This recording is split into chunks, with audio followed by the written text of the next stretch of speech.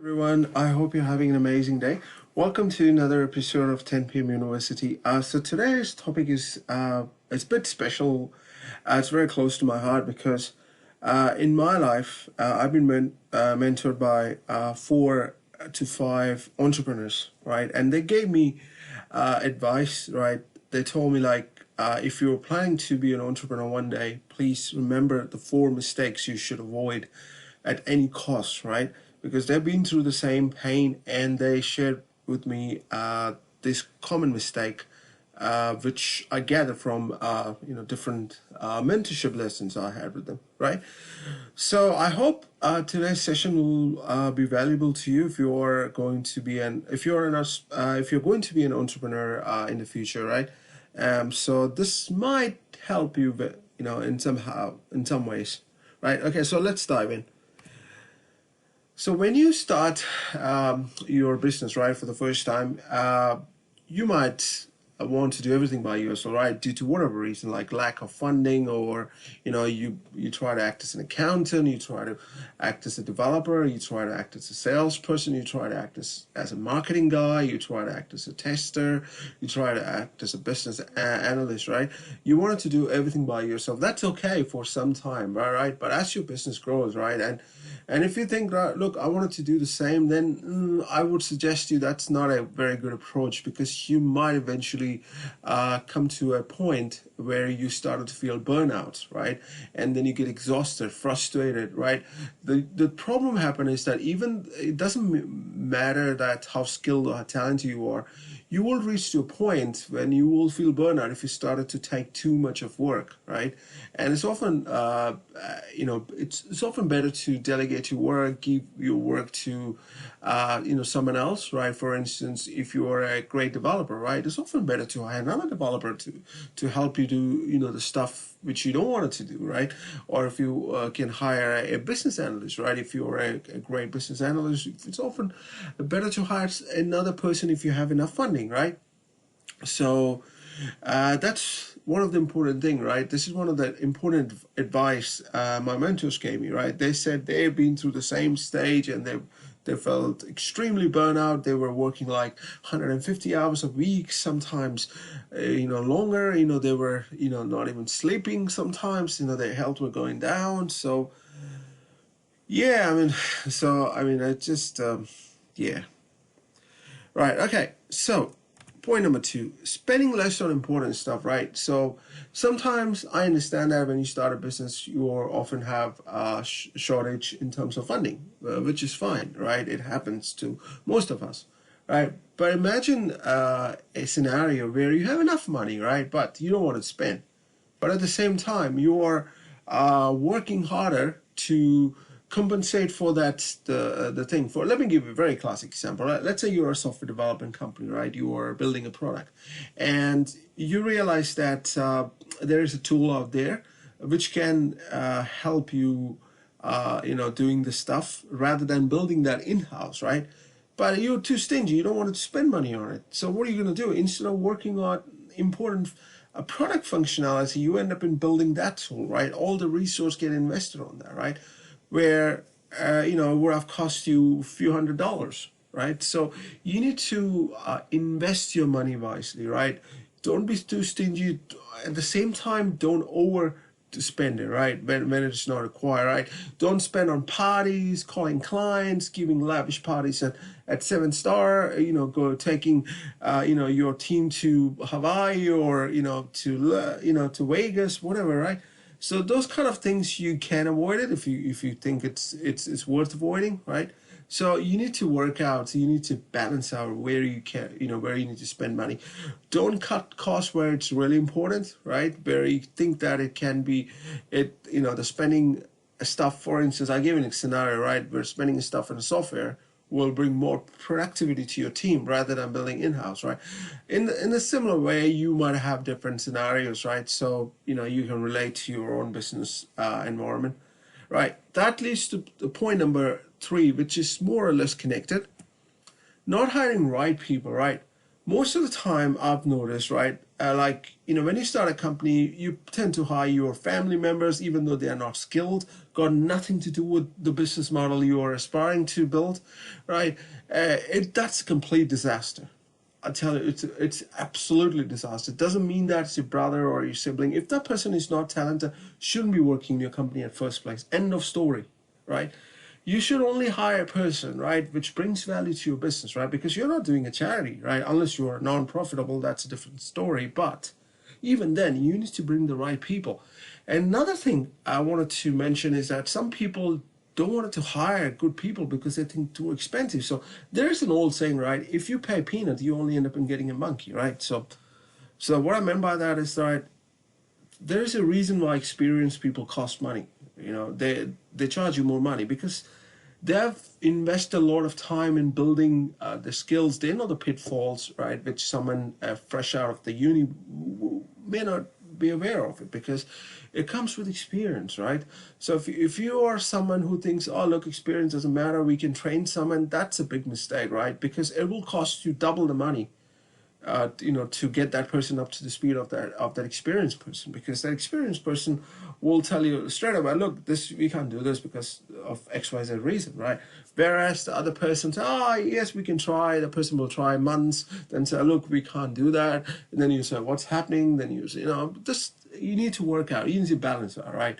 So I'm not saying, you need to hire the most expensive person out there, right? Most expensive talent. No, I'm not saying that.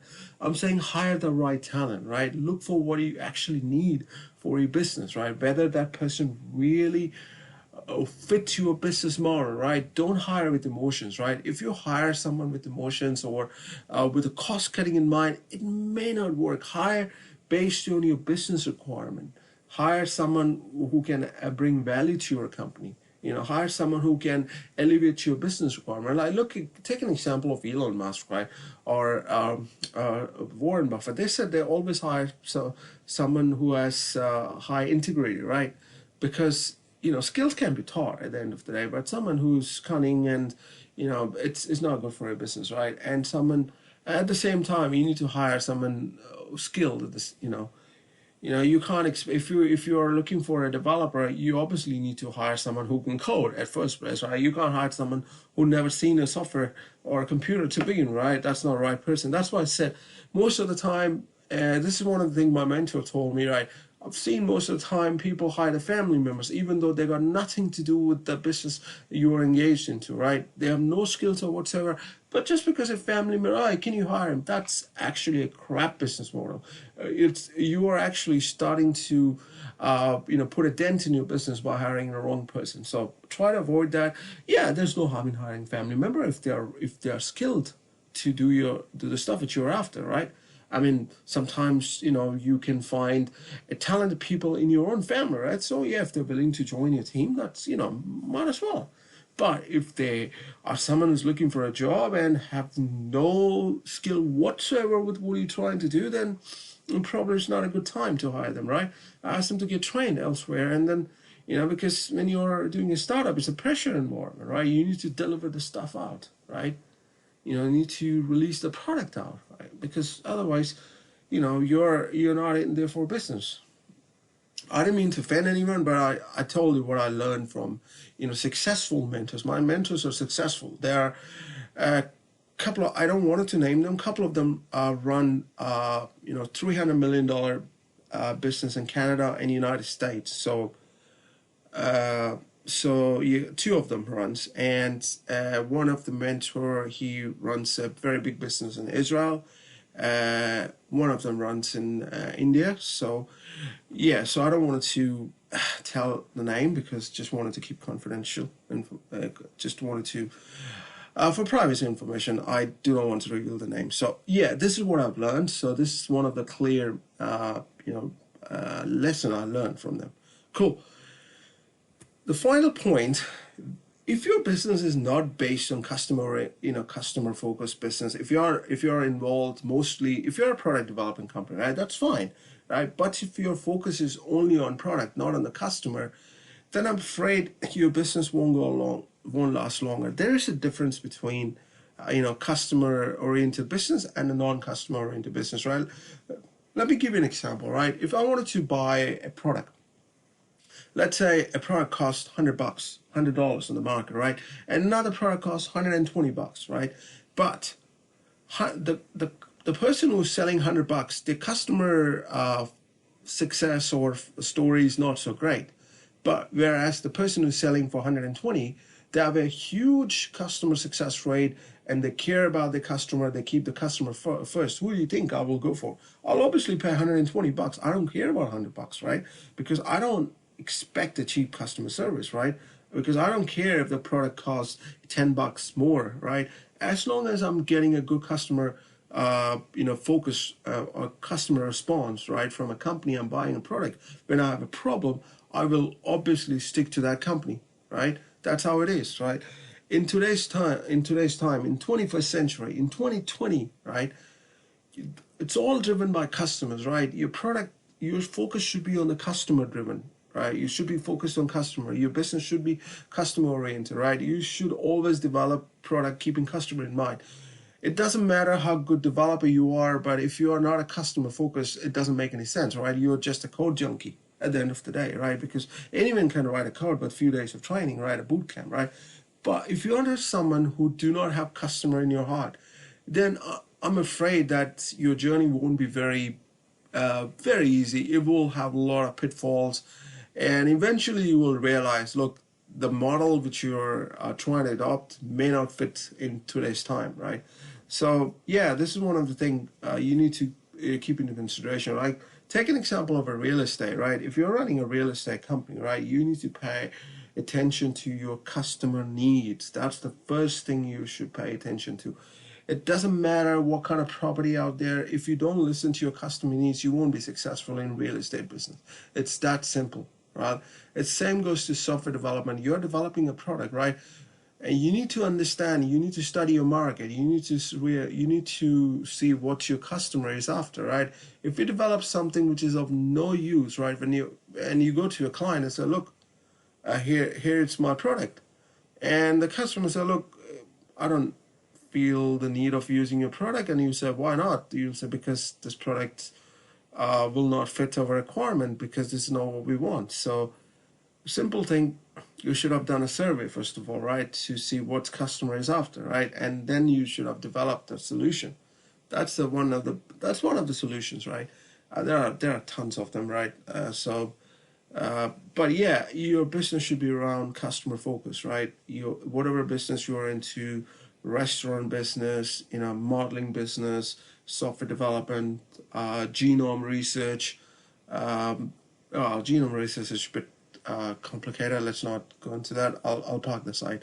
Or other stuff, right, where you are actually selling the stuff. Even the genome research, you have to sell to somebody, right? Even if you have to do a genome stuff on somebody, on a human, right? Or you need a body, you need a customer, right? So have to be customer focused there as well, right? You can't say, oh, look, my way, highway. That's not going to work out, right? Because there is always someone out there, right, your competition, who will try to knock you out, right? They might bring a better customer solution, right? And the customer will say, look, well, I will go to that guy, right? Why should we come and buy the stuff from you if you don't give a damn about us, right? So yeah, pay attention to, if you're someone who going to be an entrepreneur, pay attention to these four things. It will come handy in your life, right? I'm not saying that you will be 100% successful, but at least it's a starting point, right? When I become an entrepreneur, I mean, I do real estate stuff here and there, but I'm not a full-time entrepreneur at this point in time. Eventually, I hope I will. I have a great plan for my future, but we'll see, right? So I will obviously gonna stick to these rules, because that's one of the core thing my mentors taught me, right? If you're going to be an entrepreneur, please avoid these mistakes, right? At any cost. Avoid it like a plague, right? That's what I wanted to say. All right, so that's all I wanted to talk about today. I hope you find some value out of today's session. My apologies, I didn't mean to, to say anything which to offend anyone, right? I just wanted to bring out the stuff which successful people are doing, and they're avoiding it, so that you don't go through the same pitfalls what they've been through, right? It's always good to learn from someone else's mistake rather than doing the same mistake which has been done by someone else, right? Yeah, that's my honest opinion, right? You can take it the way you want, right? You're free to do whatever you wanted to do, right? So if you wanted to take it with a pinch of salt, you might as well. No problem with that. Right, okay, so that's all I wanted to cover today. So I hope you find some value out of today's session. Greetings and adios from New Zealand. Have a great weekend. Bye-bye.